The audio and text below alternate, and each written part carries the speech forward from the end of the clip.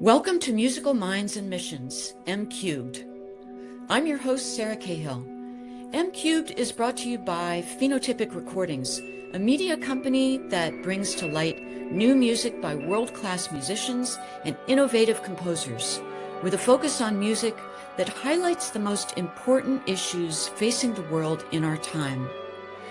Today, I'm talking with composer Mary Kouyoumdjian and David Harrington from the Kronos Quartet. And Mary, this is your first solo portrait album titled Witness, with performances by the Kronos Quartet. I want to start by asking you about your long collaboration. How did you first start working together? Oh, this is such a great question.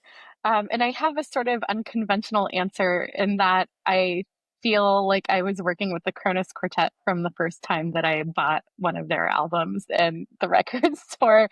I definitely grew up listening to David and the quartet playing, and I felt really lucky to meet them in person and work with them in a direct way.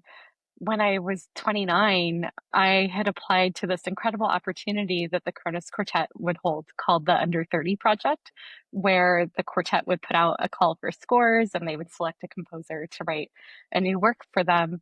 I feel incredibly lucky that they had chosen me because at that time I really didn't have a lot of concert music to my name. I just had a few decent recordings of a couple pieces and had submitted those. And them selecting me to write a new piece for them really invited a time of exploration and risk taking and feeling comfortable in taking those risks because I was so familiar with the music that the quartet had been playing and the type of pieces that they already had been commissioning, which tend to be very risk taking, bold, big statement pieces.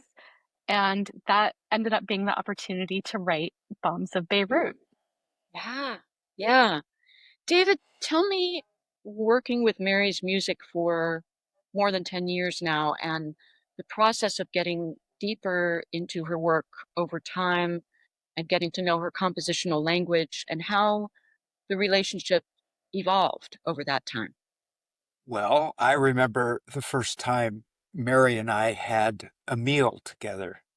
And I think it was more like 15 years ago, wasn't it, Mary? It was a Uh, while ago it was now. a while ago now. And in those days, I had a Walkman that I carried around with me and plenty of CDs. And one of them had a song that I wanted Mary to hear. And it was a song recorded in, I think, 1917 by Zabella Panosian. At that point, I didn't really know how to pronounce her name, and Mary helped me.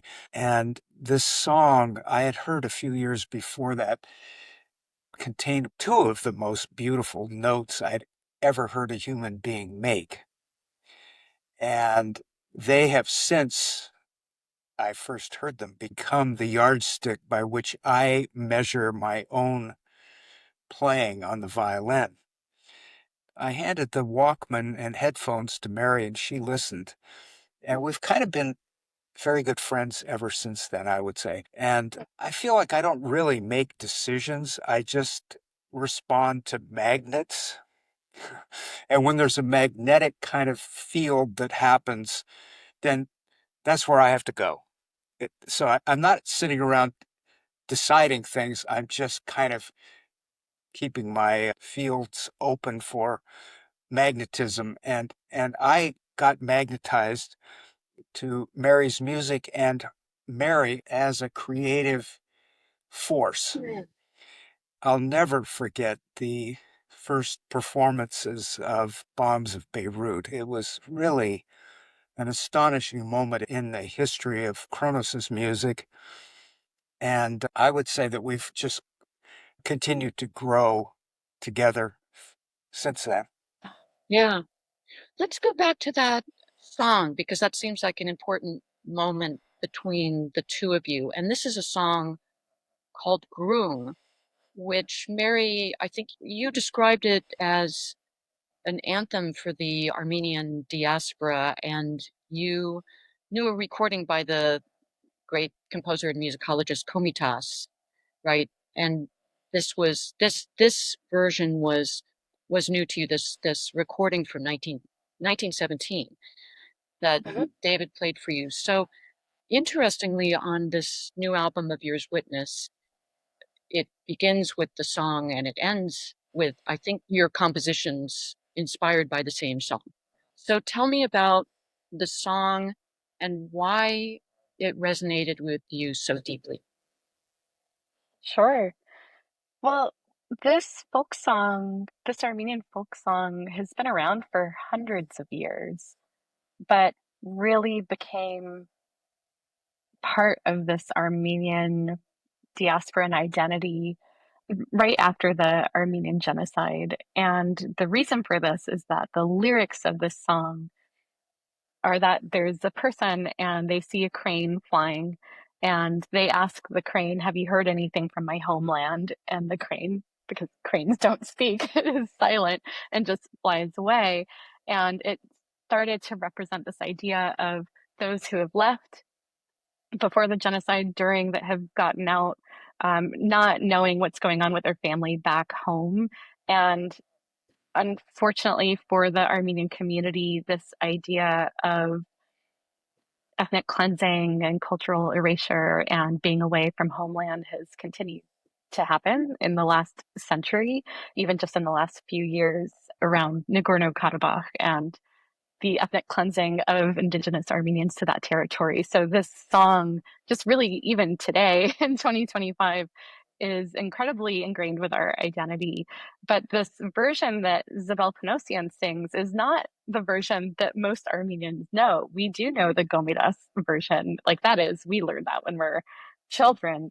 But this version is very unique to her village of Bardizag. And not only is her interpretation of the folk song unique, but the way that she sings it, she has this incredible control of her like microtonality. It doesn't seem like a microtonal piece, but the way that she lands on certain notes where it's not quite in our Western tuning, it's just a little bit off, but that creates this incredible tension and sense of longing and also just vulnerability in the way that she sings, which I think is to what David was talking about with this incredibly long held note and the way that she controls it and chooses where she falls out of the pitch. It's really, really beautiful. And you really feel her heartbreak in that moment. Let's listen to a minute of Groung, which is the first track on your new album, Witness.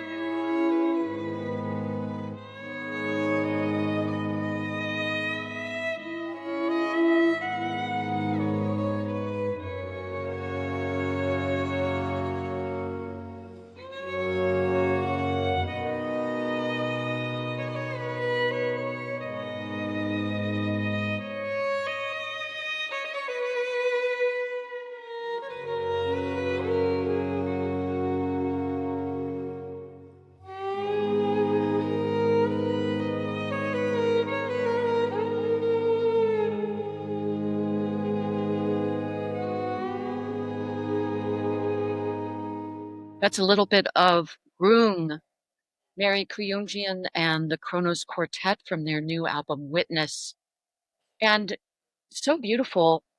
Mary was talking about the microtonality of the voice and conveying vulnerability. And do you just listen and follow on your violin what sort of emulate those sliding notes? Do you work on those techniques together?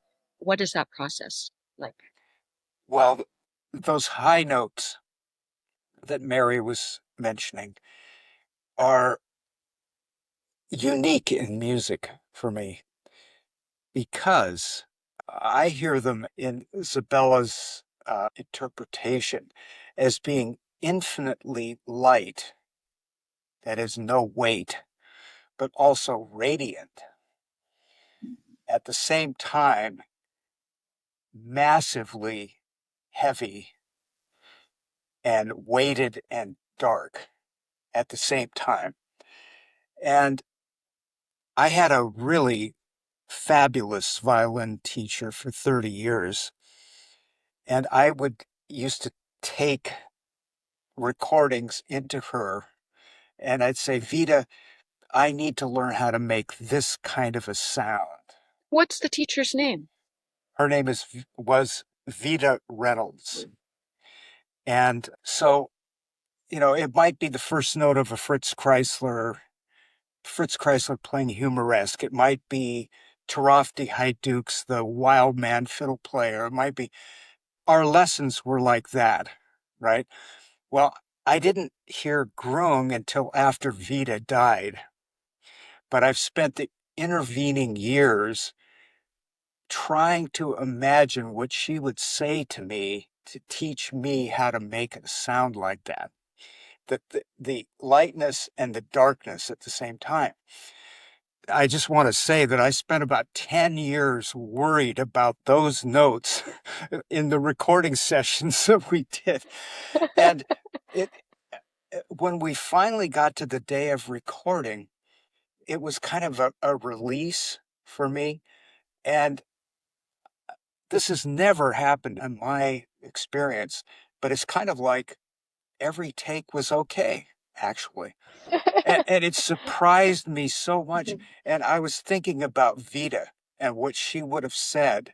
And every time I'm imagining that sound, I'm trying to make my body do things it's never even thought of doing before with a violin. And, so I think that's kind of the way we grow our vocabulary as musicians. We hear something, we have to find a way to teach ourselves or to be taught how to do it. And then we get closer and closer. And really, you could say that about any note. But those two notes that Zabella Panosian sang in Groung are extreme examples of incredible beauty. And to me, they can teach us so much about ourselves and about our world and our society. It's amazing to have those opposites of lightness and heaviness at the same time, but it completely comes through in your performance. So it makes sense when we hear it, but it's like, how can you be light and heavy at the same time? It's amazing, amazing. Well, the other thing, let me tell you, the very last thing that Vita Reynolds ever said to me, it's inscribed in my heart forever. We'd had a lesson on one note of the lyric suite of Alban Berg for 5 hours on one note. And then we went and had sushi, and I walked her back to her apartment. And as she was closing the door, she said, Dave, the great thing about music is it always can be better. So, a recording is a moment in time, and you do your best. You absolutely try to give it everything you've got.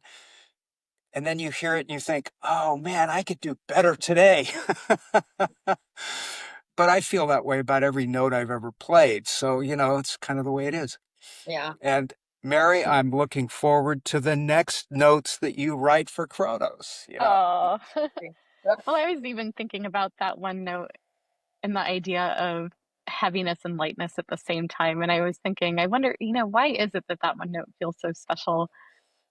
And if it truly is able to encapsulate both lightness and heaviness, I wonder if that's because it feels incredibly human, that we carry these incredibly heavy, dark things with us because our world is incredibly heavy and dark right now, or perhaps always been. And yet, as humans, we have to be optimistic and look towards a brighter future and hope for things that are better. And here we have just one beautiful note to remind us of all of that. That's great. Yeah. And this is the kind of conversation that Mary and I have had for the last 15 years. Well, I'm glad we're having it on this podcast. Yeah. That's wonderful. Mary, when did you decide as a composer to focus on your Armenian heritage? Because from what I read, Mhm.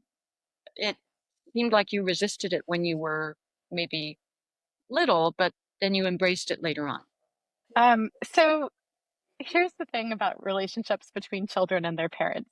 When your parents tell you to do something like speak the language, cherish the food, cherish the music, especially I think being a child of immigrant parents where there was this pressure for them to preserve Armenian culture after they had moved to the United States and we really weren't around other Armenians. That for me as a child, especially as a teenager, meant I am going to push against this.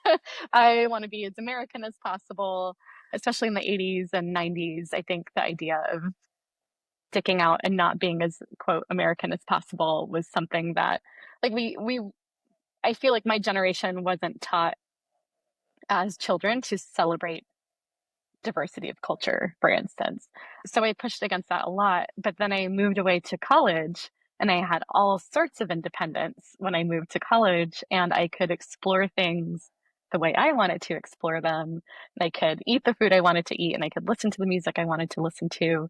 And as I started writing, I found that I was gravitating towards some Armenian and Middle Eastern folk as a way to celebrate how I was different from other people in my program. And that really started to become part of my sonic vocabulary. And I ask myself a lot how much of that is by choice and how much of it is by circumstance and wanting to feel a little more unique to perhaps my colleagues. But at this point in my life, it is just my vocabulary. It is both sonically my vocabulary and that I love using those modes and those harmonies and even the approach to playing instruments, that if I'm writing for the Kronos String Quartet, I can ask, put a little grit on the bow, push in and out of tuning, make it feel like folk music and a little more alive and not so perfect all the time. But also, this started to develop into pieces where the extra musical content was inspired by my heritage. And I think a lot of that was because the Armenian genocide hadn't been recognized by the United States when I was writing, and has been recognized in the last few years, but really not with much change in perception or aid to that particular part of the world.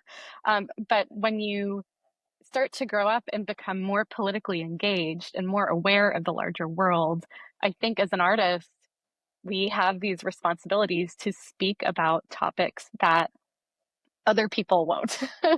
I feel a responsibility as an Armenian to talk about things that are going on for my community because I don't trust that others will do that kind of advocacy. So I hope so, but I really think a lot of that weight has been on my own community. That said, it's really incredible to have allies like, again, working with the Kronos Quartet and knowing the kind of music that they have written and that they have always been politically engaged and always been committed to. It's almost like the camper's philosophy of like, don't arrive at a site and leave it worse than how you found it, leave it better than how you found it. And I think that this has been the quartet's philosophy of at the end of a concert, we want to leave the world better than how we found it 2 hours ago. So I really feel that getting to know that quartet has also created my vocabulary and informed the types of pieces that I want to be making because I know that it's possible to say big things through music because of them. I just wanted to say that when the opportunity came up for Kronos to play in Yerevan, marking the 100th year since the genocide, it was not even a decision that had to be made. Who should write the piece that we would premiere on that concert? It was very clear to me, of all the people I know in the world, the person that should write that piece and had to write that piece was Mary Kouyoumdjian. And that was quite a moment, right? It was, and I Yeah. think that really meant something independent of my involvement in that piece, I think that really meant something for the Armenian community to have Kronos Quartet come and to choose to use that as an opportunity to have a piece that addresses the Armenian genocide, because you really could have programmed anything on that and it would have been a really beautiful concert. But to have an established group that is not a direct part of the community say that we want to draw attention to this topic really, I think, really, really means something.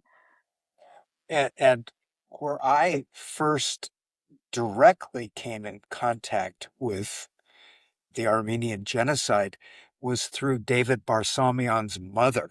He's a close friend of mine and someone I've known for 40 years and value him so much. And he interviewed his mom. And I remember hearing that interview and thinking, this is so amazing what she was saying. And it's interesting how things happen, isn't it?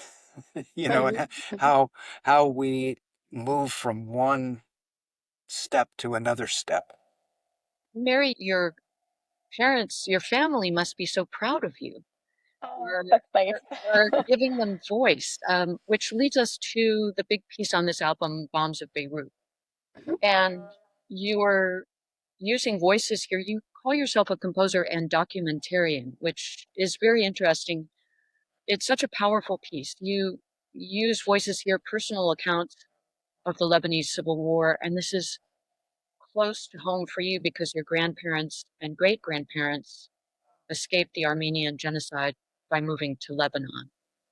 And it sounds like, I think you have said that David said to you, do something that's sort of a big stretch for you as a composer. So tell me about the origins of Bombs of Beirut, how you put it all together. Oh, sure.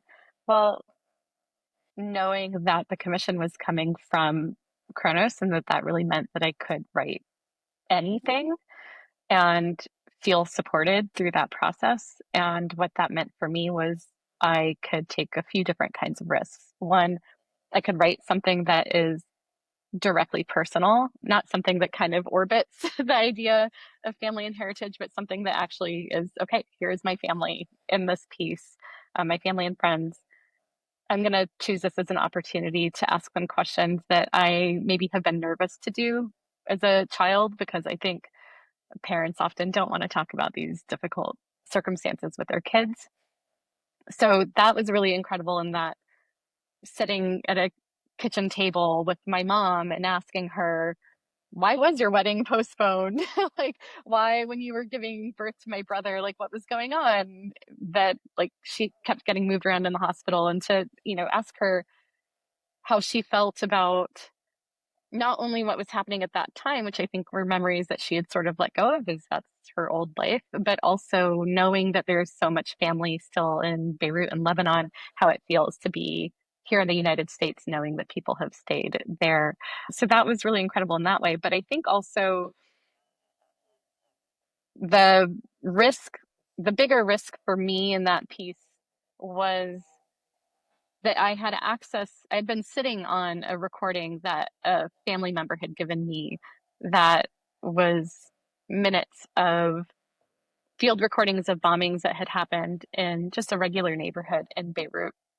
His dad used to be a sound recordist for the Beirut News and had put out those old little cassette tape recorders, just very like simple technology, had just put it out on his apartment balcony and had gathered these sounds. And I had those recordings for a few years, and I thought, I think that this could be a good piece to use these recordings. But it feels like a risk because, using recordings like bombings, you don't want to be exploitative and sort of present someone's real experience as entertainment. It felt like, with the conversations that I was having with David and also another incredible mentor of mine, Stephen Takasugi. Do you know this composer, Stephen Takasugi? Oh my gosh, everyone, please look up Stephen Takasugi. He writes the most beautifully weird music, but he also has a lot of experience kind of exploring horror in music and safe and constructive ways. And he and I were talking about this a lot too, and found a way, I think, in which those recordings are supported in the right context so that it doesn't feel like exploitation, but feels like an opportunity to actually hear someone's slice of life who's living through wartime. And I have to say, I mean, it was a long time ago, but I remember feeling really nervous when I shared the mock-up with the quartet, because I think that for a group to also be comfortable sharing those recordings is a really big ask. But my memory of David, of you hearing that, was that this was a special piece and that these things needed to be said and needed to be shared. And those moments in the concert hall when the quartet fades out and we as an audience are asked to sit with these very real sounds feels incredibly human and incredibly constructive, I think, in my perspective. It's amazing that the recordings are so vivid, because you describe it as a cassette on a balcony, and you think, well, then it's just going to be, the sound is going to be sort of filtered through a lot of stuff, but it's very, very immediate and present. And the other strange thing I find is that you hear the bombs almost musically, like you hear the downward glissando and the explosion. And that's very, very strange to hear it as music in a concert hall in a way. It does feel that way, I think, for better or worse. It feels that way. Sometimes when sounds like that feel musical, they can lose their sense of realness. But I think the context of listening to it in a concert hall means that we're invited to listen to everything we hear as music, right? It's like the John Cagean kind of philosophy of like, just listen, everything is going to become music. But for me, the moment that breaks the musicality is there are a few moments in that recording where you hear humans. And that, for me, is the wake up call of, no, this is very real. People were here when this was happening. But I can't just leave the audience with those recordings. We need music to help us process and invite time to reflect. And I think that's where the third movement of the piece is an invitation to make sense of everything that we had heard prior to that moment.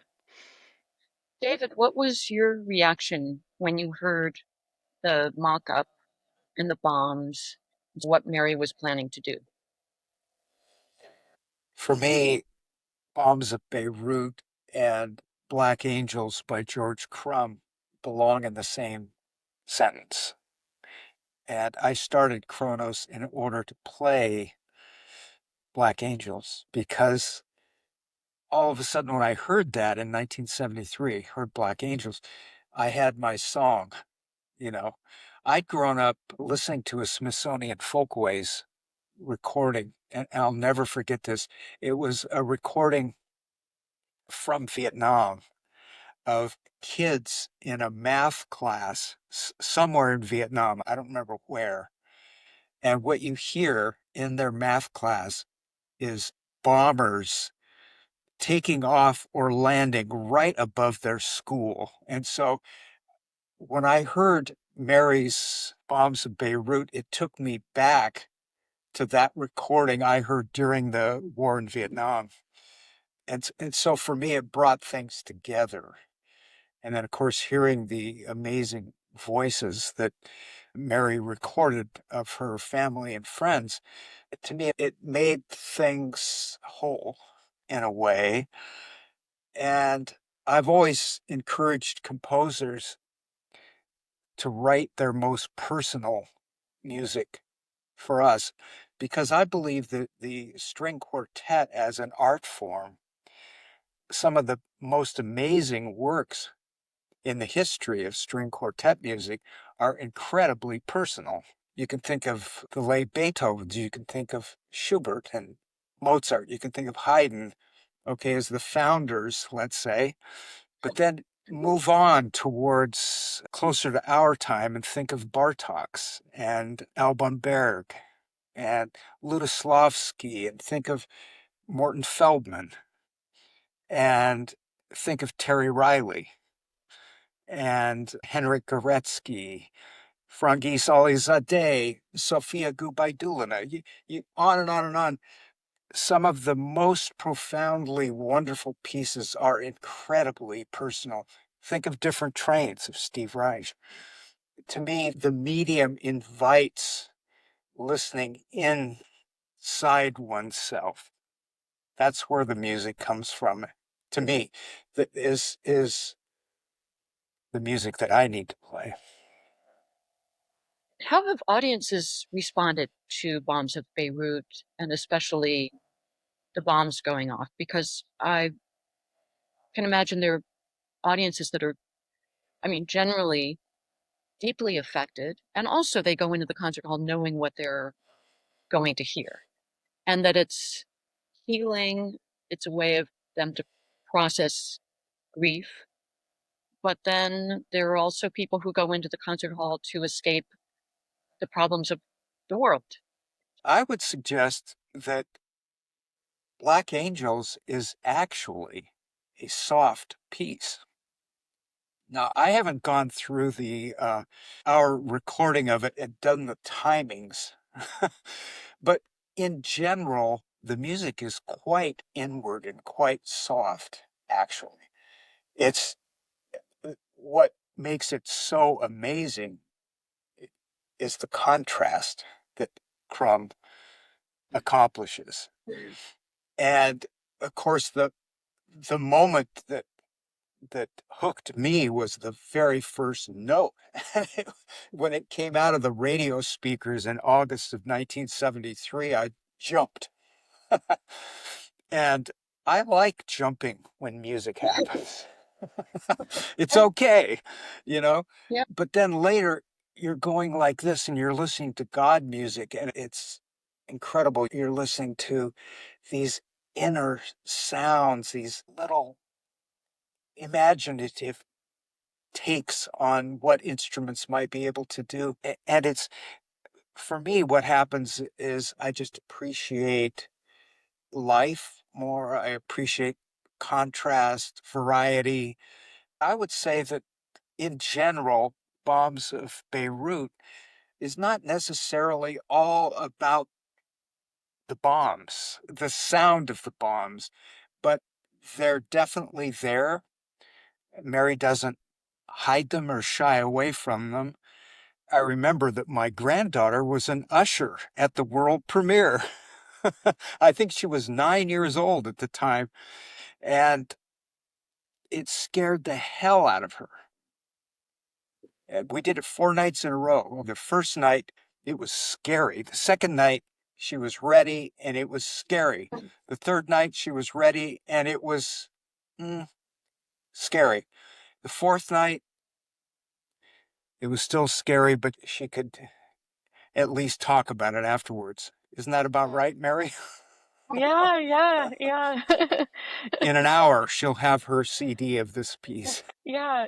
I mean, it's an interesting question of how it's received in the concert hall, though, because, my experience of that is it's so rare that an audience member comes to a composer and tells them in the moment, I absolutely hated the piece. Like, that's really courageous attendee of a concert to say that. So the direct feedback tends to be positive. But that said, I do remember reading a review from a San Francisco performance, and the reviewer left in the middle of the bombings, didn't even finish the concert, just left in the middle of the performance. And the comments were around the amplification of that moment, that it sounded like a sonic assault. Basically, just like, this is not the experience that I went in for. And for that, that will always happen. But honestly, in a way that reminds me that this moment in the piece is uncomfortable. And I think that that's a good thing. Like, if we could listen to those recordings and feel totally fine, totally neutral, then that's a problem, I think, with us. So we have lost a part of our human sense of empathy and understanding of conflict and what is okay and what is not okay. But also, in general, I'm a really firm believer that if we are going to talk about difficult and uncomfortable things that are reflected in our world, that discomfort in the arts is very important. Like, we are less inclined to act if we are comfortable, completely comfortable experiencing something. We are more inclined to act if we experience some discomfort because we want less of it in our world. And discomfort is a really wonderful aid for creating a sense of empathy and connection. So it makes me feel good to know that it is uncomfortable. I don't want anyone to feel like they're being alienated. Now, that's a boundary that is really tricky. I want them to feel engaged and aware that something is uncomfortable and ask why and what to do with that feeling when they leave the concert hall. That's my hope, anyway. That's why something like Picasso's Guernica lives on and is so powerful to all of us, a long time after he painted it. Mary, how do you work with voices? We're going to listen to a little bit of Bombs of Beirut, and I wonder how you work with the voices you're using. Do you listen to them as melody, as rhythm? How do you set them with music? Yeah, I really don't listen to them as melody or rhythm at all.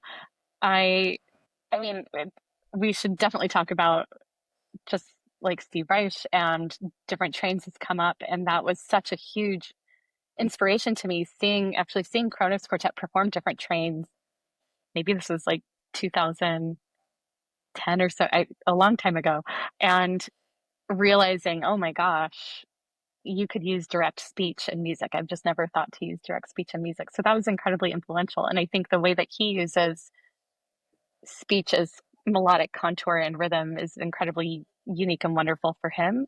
For me, my fascination with speech isn't so much about the sound of it, so much as the content and the way our brain absorbs direct speech differently than sung word.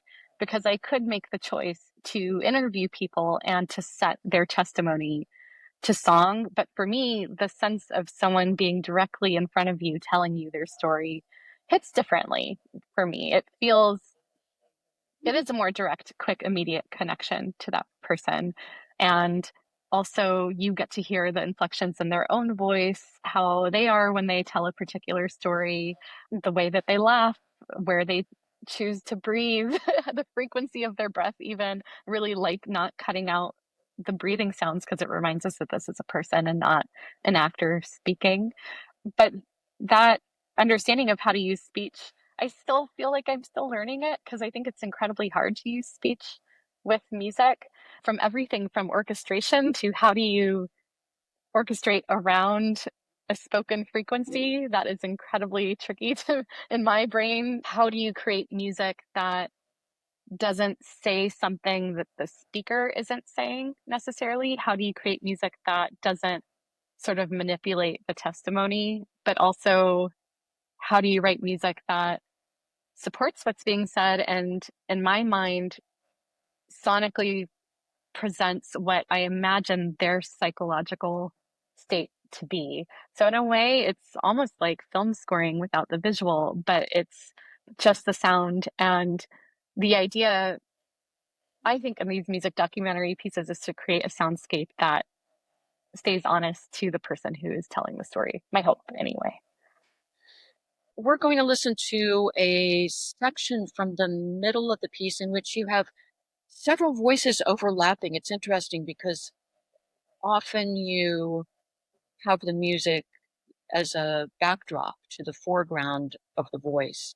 But here you have music which is very active, almost violent, and the voices are a little harder to hear under all that activity with the quartet, and they're sort of almost submerged. So we're going to listen to just one section of Bombs of Beirut by Mary Kouyoumdjian, who is with me here on this Phenotypic podcast with David Harrington.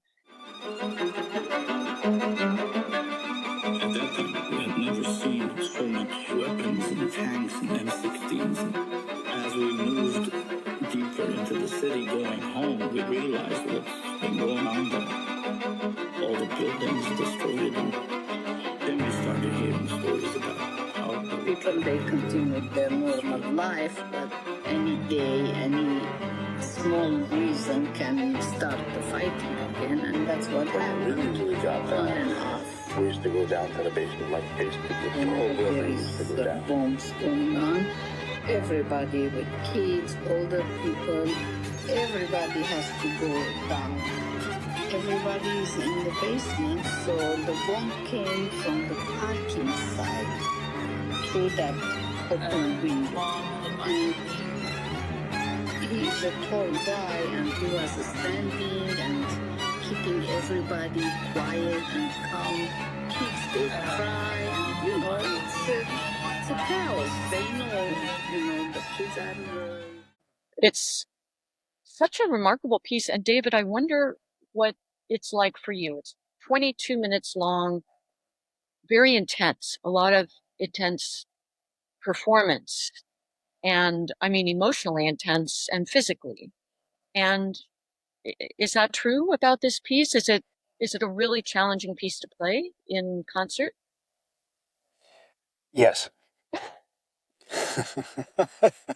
What makes One thing you begin to realize is that playing Kronos's music is an athletic activity. And so one needs to take care of oneself in terms of the physicality of playing Mary's big pieces, Bombs of Beirut and Silent Cranes. Those are huge endeavors, both for listeners and for us as players who are also listeners. And I'm constantly working on my posture, trying to find balance as I'm trying to deal with a violin, you know, and getting back to things that my teacher, Vita Reynolds, would have said. And Mary's music brings me back to those lessons that I had. You know, it might seem kind of bizarre to say this, but certain composers do that for me. Another is Terry Riley. We just played one of his big pieces, Cadenza on the Night Plane, and it's like 35 minutes long or something like that. And you need to have your core actively engaged or you're going to suffer. That's all there is to it. I would say the same thing about Silent Cranes. You've got to suck it in and lift it up. And let your arms hang and then find a way to create a balance. And that's the physicality of it. The psychological experience is also kind of allowing the audience reaction and the audience listening to kind of propel the performance. And we had a performance recently of Silent Cranes that is one of the most memorable performances in 51 years of Kronos. And what happened is we finished, and there was the silence. I do not know how long it went on. It could have been 3 minutes. I don't know. But it was a profoundly musical experience to hear and be with that audience at the end of Silent Cranes. And it's something that does not happen that often in our noisy world, in concert halls, in human activities, where people just silently are together. It was a moment of prayer, I would say. And I don't know what the words were to that prayer, but I was so happy to be there. And I want Mary to know that her piece created that 3 minutes of magical silent prayer. It was incredible.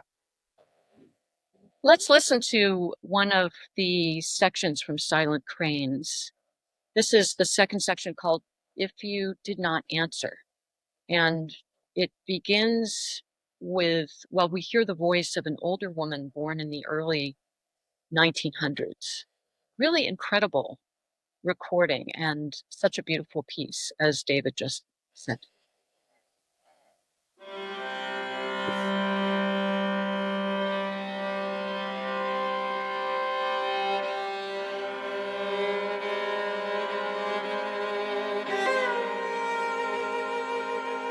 My name is Victoria Marian.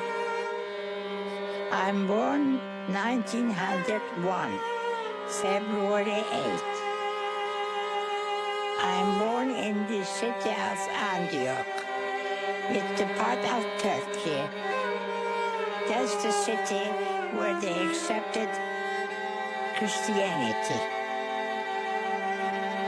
1909, being Christian, we were massacred in one night in the month of Lent.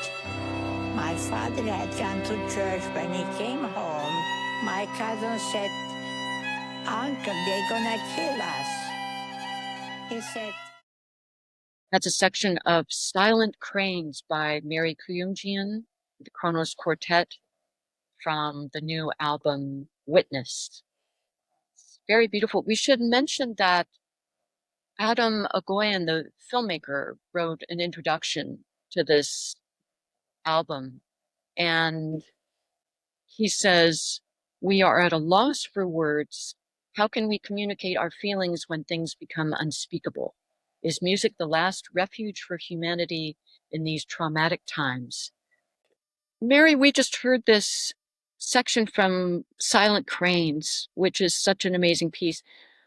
How did you choose the recordings?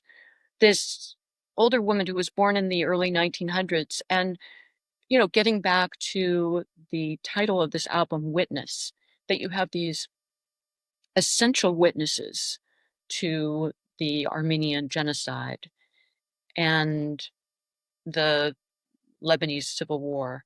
So how do you make those choices? Where do these voices come from?